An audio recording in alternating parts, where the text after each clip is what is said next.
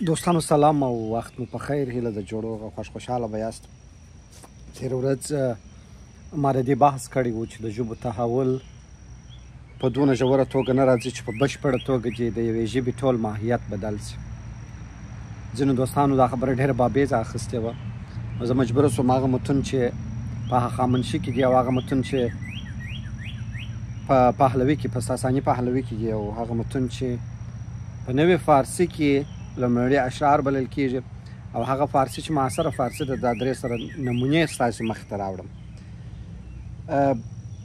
د زردشت کتاب چې د ګاتا په نامه مشهوره دی دا د اوستا اوله برخه ده. اوستا په بشپړه توګه له منځه ولاړله.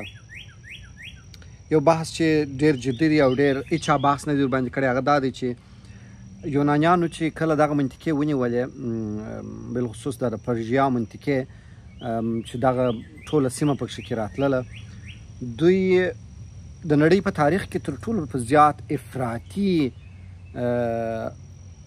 نشنلیستۍ باندې ووایم یا په قومګرایي باندې مشهوره وه. دوی د نړۍ هغه آثار چې مهم وو هغه یې یوناني ته ژباړل او هغه آثار چې یو چا هویت په اخیستی هغه یې د منځه وړل. دوی راپاڅېدله اوستا یې مکمله وسوځل له منځه یې یوړل. یوازې یوه برخه یې وروسته په نورو اریایي حکومتونو کې چې دغه وروسته د سلوکیانو وروسته کله چې اسکندر وویشل شو دوی په درې برخې وویشل شوله نو سلوکیان په دې منطقه کې حاکم پاتې شول. سلوکیانو ځانونه یونانیان بلل او یوناني ژبې ته ترویج ورکوي. په دغه زمانه کې چې یونانیان دلته حاکم کېږي ټولې ژبې په یوناني باندې لیکل کېږي. حتی باختري په ژبه چې دلته مطرح چې په باختر کې هغه په یوناني لیکل کېږي. پښتو حتی په یوناني لیکل سوې ده. کوشاني ژبې په یوناني لیکل سوي. یوناني خط دلته په دې ټوله منطقه کې رایج کېږي. دغه یوناني لیک دلته راځي. دا د ژبو استعمار دا یو ډېره عجیبه بڼه ده چې هره ژبه چې د اقتدار ژبه کېږي هغه حاکمه کېږي. مثلا یو وخت چې په افغانستان په دې منطقه کې روسي حاکمه وه ټولو خلکو روسي زده کول. بیا چې د امریکایانو دور شو ټولو یا د برتانویانو دور شو ټولو انګلیسي زده کوله. بیا د امریکایانو دور هم هغه تداوم شو. اوس خلک اخته دي چې چینایي زده کړي. دا یو د استعمار سره روانه مسله ده چې د ژبې دغه کوي محکوموي. هغه متن چې د وروستۍ اوستایي بڼې څخه راغلی دی ما درې بنده د پنځه بنده د دغه راخیستي دي. من مفتیاک ایتیی یزدت و ایزک یا هم بتک و من ایک یا تونت زکه هم بتک و پون مرای پیشلا یتونت و پون موهان علا گومی چشن کوشت و پون مرای پیشلا یونتنت و یزدت علاهو بتک لا و هل داشتن شاید ایپ لا اطلا و هل داشتن شاید ما رای ادین لا و هل لا داشت و چم بین شکبونید و زندال دامن چم. څوک په فارسي څونه په فارسي پوهېږي یوه کلمه یا یو حرف فارسي ماته پکښې راوښایاست. دا د ګاتا اول بحث دی. 15 آیات یې ماته ست وویل چې فارسي ترجمه یې چی شته. هستی ایزد و آن هما آورد از چی پیداست آن هما آورد از کجا آمد چرا آمد به چی علت در جهان آمیختگی می ستزد چرا پیشتر نیامد. هغه اوږده شان چې ما وویله دغه یا فارسي بڼه ده. یا مثلا د داریوش د کتیبې د خامنشي کتیبه چې مثلا په بیستون کتیبه چې دی وایي چې دا په زړه فارسي ده. زه د هغې اول دغه چې دی وایي چې زه فارسی یم. ادم داریوش خاشیها وزرکا خاشیها فارسیه وشت اصفهاتا پسورا. اوس نو په دې کې ما ته یوه کلمه تاسې دغه راوښایاست چې فارسي بڼه یې د دې دا ده چې زه په پښتو متن یې دا دی چې زما نوم داریوش دی. زه لوی او غټ پاچا یم او د فارس د مځکو پاچا یم او دغه زوی یم د وشت اصفهیا زوی یم. اوس نو ته ما ته په دې متن کې یوه کلمه فارسي راوښیي چې ته وایي چې دا دغه زړه فارسي ده. اوس راځو د دغه څخه 15 پیړۍ وروسته په 3مه هجري پیړۍ کې یوه پښتون محمد بن واصف ساکزي یو شعر ویلی دی چې هغه په نوې فارسي کې دی. ای امیری که امیران جهان خاصه و عام بنده و چاکر و مولا و سگ و بنده و غلام ازلی خطی در لوح که ملکی بدهید به ابی یوسف یعقوب بن لیث همام بلتام آمد رتبیل ولتی خورد بلنگ لتیره شد لشکر رتبیل و هبا گشت کنام لمن الملک بخواندی تو امیر به یقین با قلیل الفیه کن زاد در آن لشکر کام تیغ تو کرد میانجی به میان دد و دام عمر او نزد تو آمد که تو چون نوح بزی در آکار تن و سر و باب طعام. اوس په دا نوې فارسي ده چې د فارسي لومړی شعر دغه دی او په دې کې 80 کلمې عربي دي. ټول شعر 4 کلمې دي، 80 کلمې عربي دي. اوس د نوې پیړۍ یو شعر چې مثلا زه دغه یو شعر تاسو ته وایم د حافظ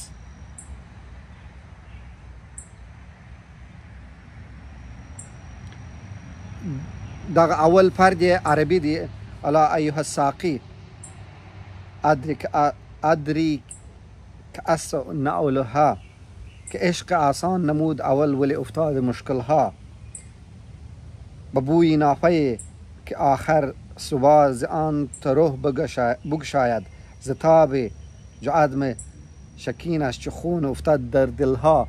زما خو یو مشکل دا دی چې د ژبو ډېر تراکم په ذهن کې دي، په نوو ژبو کې دغه کوم مطالعات دغه کوم هغه د ژبو ویل اکثر ما ګنسوي. اوس د نوې پیړۍ شعر د درېیمې پیړۍ د شعر او د اوسني معاصر شعر هیڅ فرق نه دی سوی، منځ کې 1000 کاله تېر ولې څنګه امکان لري چې په 2 پیړۍ کې په 200 کاله کې د هخامنشي څخه دې دغونه غټ تحول راغلی چې مطلق یو بله ژبه دغه سوي، بیا چې په 5 پیړۍ کې بیا یو لوی مطلق تحول راغلی، مګر د 5مې پیړۍ څخه وروسته بیا چې په 1000 کاله کې په 1000 نه په 1400 کاله کې 14 پیړۍ هیڅ تحول نه راغلی. دا خبره منطقي نه ده، عقلاني نه ده. نو زړه فارسي او منځنۍ فارسي په نامه هیڅ شی نه دي موجود. دا چې دوی دغه خامنشي و ساساني و پهلوي زړه فارسي بولي، دا یو د ژبپوهنې د مخې هیڅ معقوله نظریه نه ده، ډېره نامعقول حالت لري. بله خبره دا ده چې ما دا پخوا م ویلې اوس هم وایم چې د فردوسي شاهنامه د آریایي خلکو د هغه تقابلاتو پر اساس چې د عباسیانو سره یې شروع کړله او لیث صفار د هغه رهبري کول، او لیث صفار په ډېر واضح او معلومو اسنادو هغه ساکزی پښتون دی. دی اصلا لیث صفار دی، لیث سیستاني دی یا لیث ساکستاني دی. دی د افغانستان په سیستان په نیمروز کې د ده پاچاهي وه. د ده وروسته غوریان دي چې هغه ټوله ساکزی دي. د دوی سلسله اوس هم د کندهار د میوند څخه نیولې دغسې تر ایرانه پورې پرته ده. ساکیان په 4 برخو ویشل کېدله چې تر ټولو مطرح یې دغه میوندیان دي، او دغه میمنجان یا میوندیان دا د کندهار په میوند کې د دوی دغه میوند د دوی دی او د دغه ځای څخه شروع دي تر لرستانه پورې پراته دي. نو دغه بحثونه د دې دپاره دي چې فارسي ژبه په نړیوال تواریخو کې د هویت په توګه د افغانانو هویت دی. دا پر ایران تړل، دا پر ایران شاهریتوب تړل، دا یو نامنطقه او بې منطقه کار دی.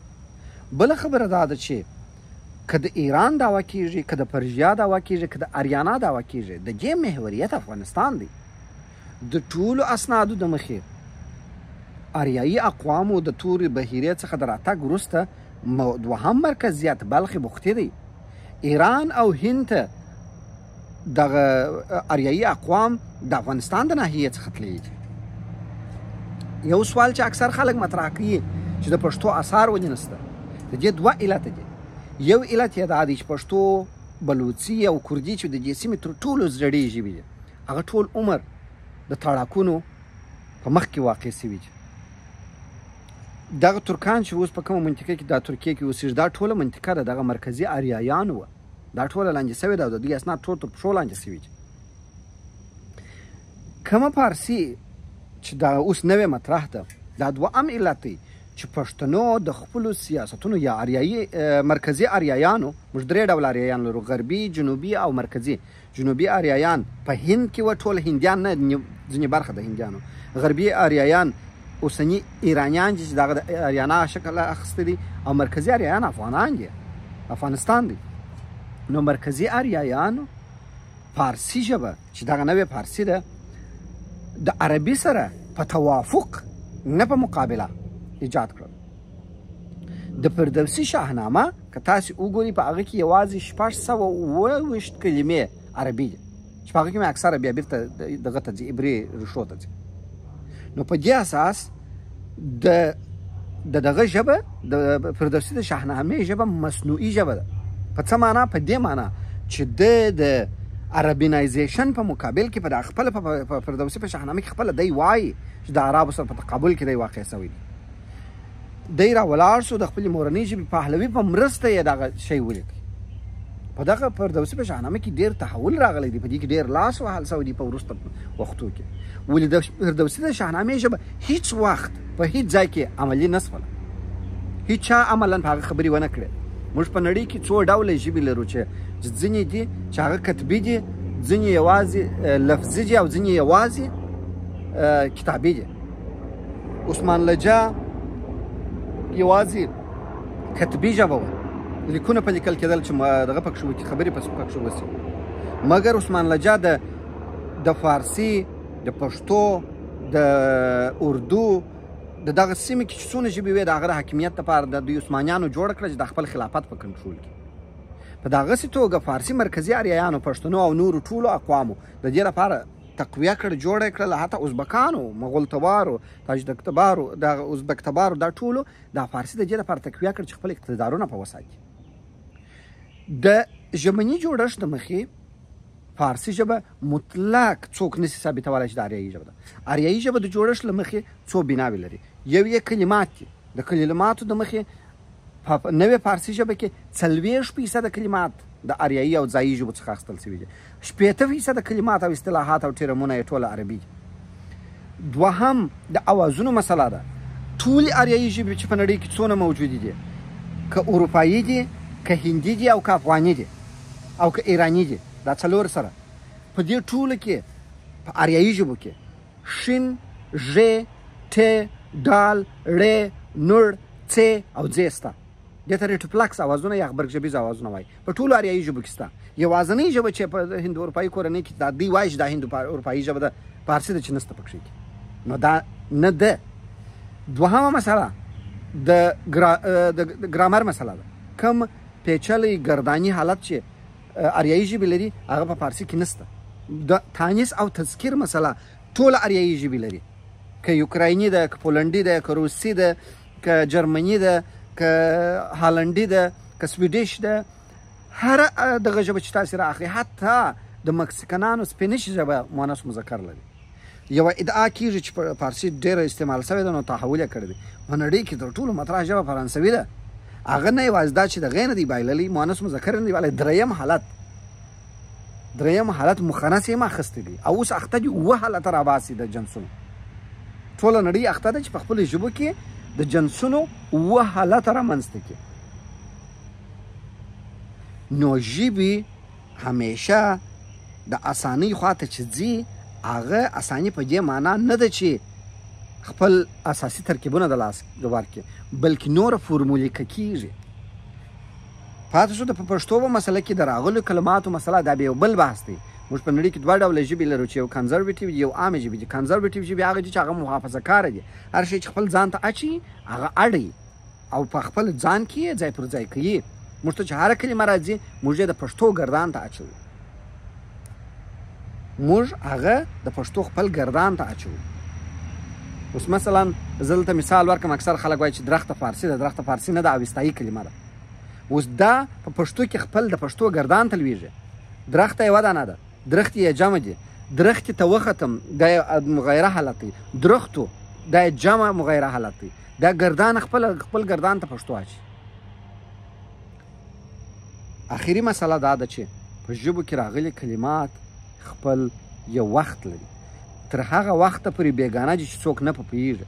که په ژبه کې عام سوله بیا بیګانه نه دي، بیا د هغه ژبې مال ګرځي. او دا د ژبې پراخ لمنتوب ښیي چې کلمات اخلي.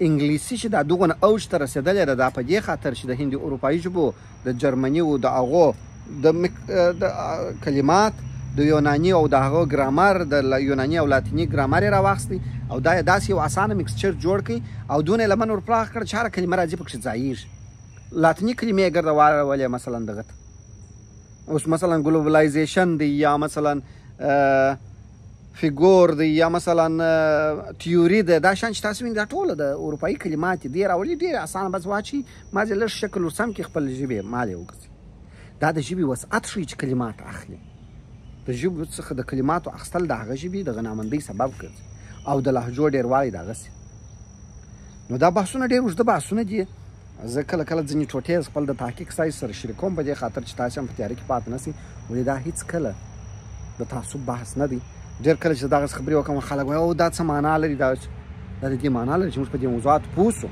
د خلکو د دې دغه څخه اور جوړ کړی دی د ژبو بحثونو څخه ځونې راولاړېږي د ځینو خلکو تاریخونه سپک بولي سپکاوی ورته کوي او جال یې بولي او خپله په یو غټ جال کې واقع دي خپله هېڅ شی به مثلا هغه خلک چې دغه دعوې کوي نه لري بیا راولاړېږي په یو بله ژبه حمله کوي موږ نه د کومې ژبې تخریب کوو موږ د دې دعوهدار یو چې دا فارسي ژبه زموږ د موږ جوړه کړې ده لیث صفار چې لومړی ځل فارسي په دربار کې د رسمي ژبه شوله هغه پښتون دی موږ د دې دعوه په دې کوو چې دا زموږ ژبه ده نو فارسي ژبه د هویت په توګه هیڅوک نشي اخیستلی فارسي ژبه د هویت په اندازه کې تر ټولو زیات کار پښتنو او مغول تبارو خلکو کړی دی په مغول تبارو کې دا زموږ هزارهګان دي دا زموږ ازبکان دي دا زموږ ترکمن دي دا زموږ قزلباش دي دغسې پسې ځه زموږ تاتاریان دي د بدخشان ټول اقوام دي چې دا په زوره تاجکان کړل سوي دي اوس په یوه خوا وایي چې موږ فارسیان د بلې خوا وایي چې موږ تاجکان نو کله چې د فارسي خبره کوي نو دربارونه خو ټول زما په فارسي وه د پښتون ټول دربارونه د پیله تر اوسه پورې په فارسي وه که ته د فارسي زبانتوب خبره کوې خو زه تر تا ښه په فارسي زبانه یم د فارسي څخه مطلب د دري ژبه ده چې فارسیانو په غبن سره دا په فارسي مشهوره کړې ده نو دا بحثونه علمي بحثونه دي په علمي محوراتو کې بحث کول ښه دی د هغه ډېر یې دغه کول نور مشکلات راځي او زه هم کوښښ کوم چې په فارسي په اړه مې دا وروستی بحث یې ځکه چې ډېر جنجالي موضوع ده ناحق خلک پکې بې آبه کېږي نور نو سرلوړي آباد او سوکاله اوسئ